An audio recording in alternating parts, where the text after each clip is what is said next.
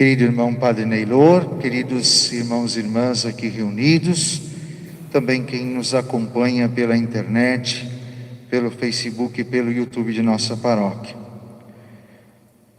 Hoje nós vemos essa liturgia com muitos pontos que nós poderíamos aprofundar, rezar e talvez até tirar algumas conclusões bem objetivas.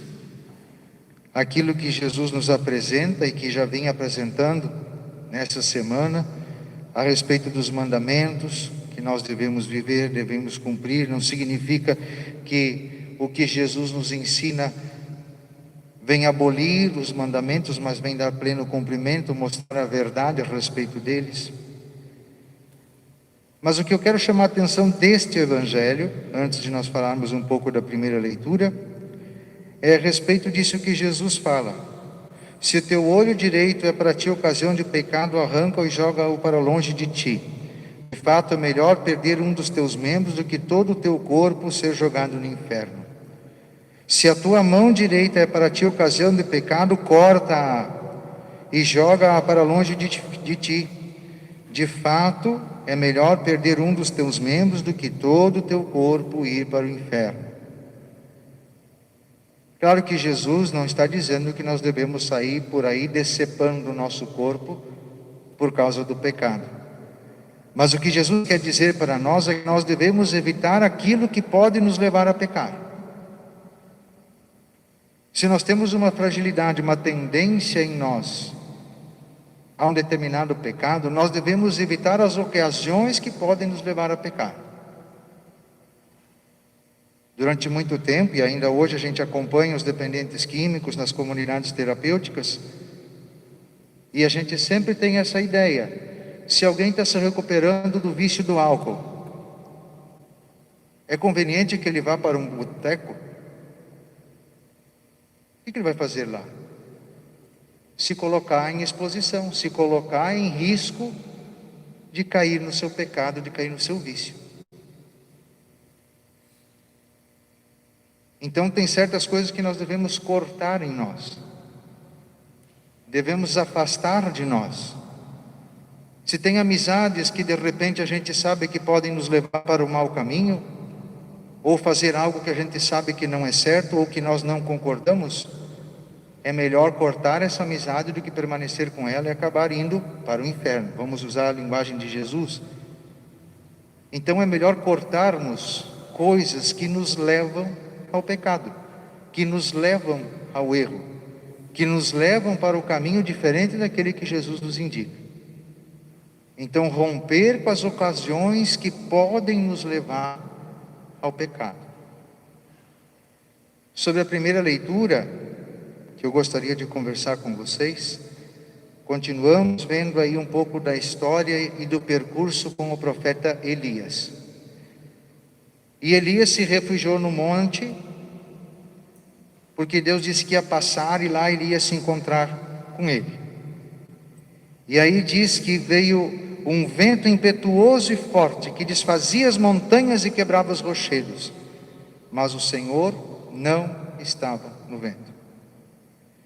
Depois do vento houve um terremoto, mas o Senhor não estava no terremoto. Passando o terremoto veio um fogo, mas o Senhor não estava no fogo. Depois do fogo, ouviu-se um murmúrio de uma brisa. Ouvindo isto, Elias cobriu o rosto com o manto, saiu e pôs-se à entrada da gruta.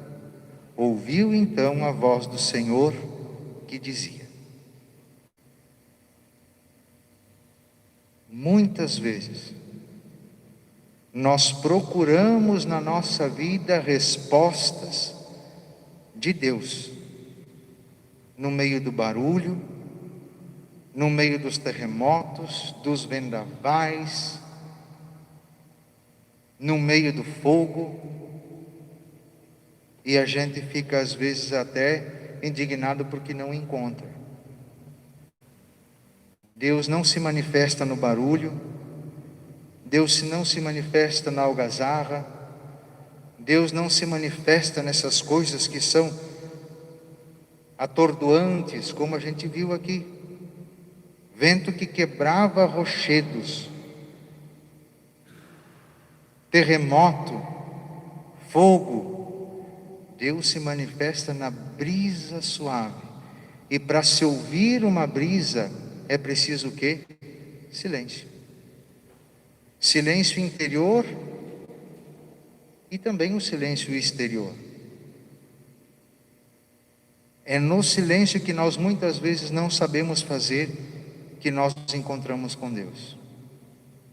Nós acordamos de manhã já com o celular tocando alguma coisa do nosso lado.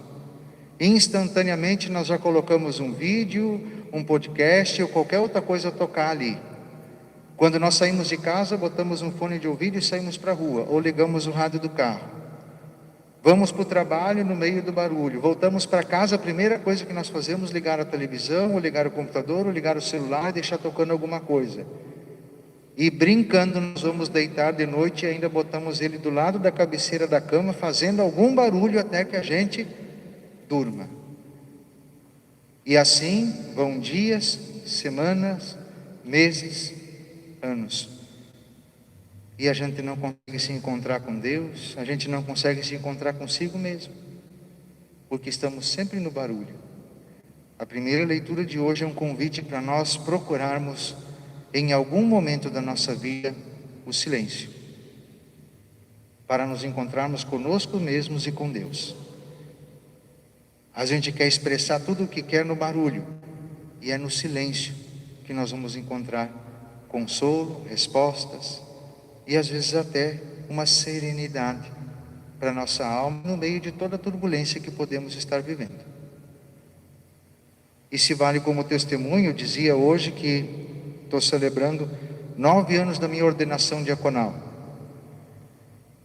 Antes da minha ordenação diaconal, a gente fez um retiro, como todos. O Padre Neylor também deve ter feito um retiro pré-diaconal. Antes da ordenação, nós fazemos um retiro. E eu, quando chegou a minha vez, eu era sozinho na minha turma, eu queria fazer um retiro num mosteiro. E foi para Ivorá, lá perto de Santa Maria, num mosteiro de cartuchos. Uma das ordens mais disciplinadas que nós temos na igreja. Passar 5 dias em silêncio.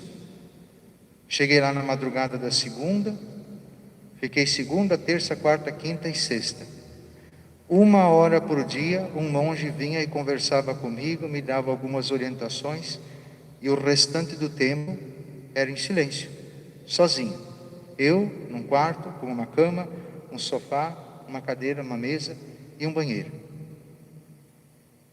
Como é bom a gente poder silenciar de todo o resto e encontrar-se consigo mesmo. Rever a si próprio, rever seus conceitos, rever aonde a gente está e aonde quer chegar. Rever qual é o sentido da nossa vida. Seria muito bom para todos nós e para a nossa sociedade se nós conseguíssemos retomar na nossa vida alguns instantes de silêncio. Por isso, eu convido vocês nessa noite a por alguns instantes nós silenciarmos o nosso coração. E todos os barulhos externos que vierem a gente descartar. E os barulhos internos que vêm ao nosso pensamento, lembrando do que vai fazer depois, lembrando do que vai ser, lembrando da dor, às vezes da perda que nós estamos celebrando, os 7º dias de 3 pessoas. Ou talvez a alegria ou a janta que nós vamos fazer depois, romântica, com o namorado ou com a namorada.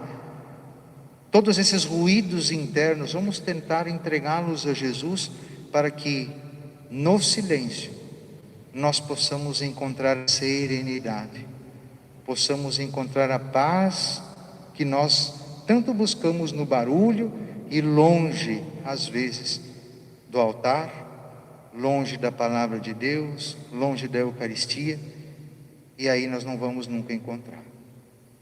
Então vamos permanecer esse instante em silêncio, para que possamos, nessa noite, nos aproximarmos um pouco mais de nós mesmos e do nosso Deus.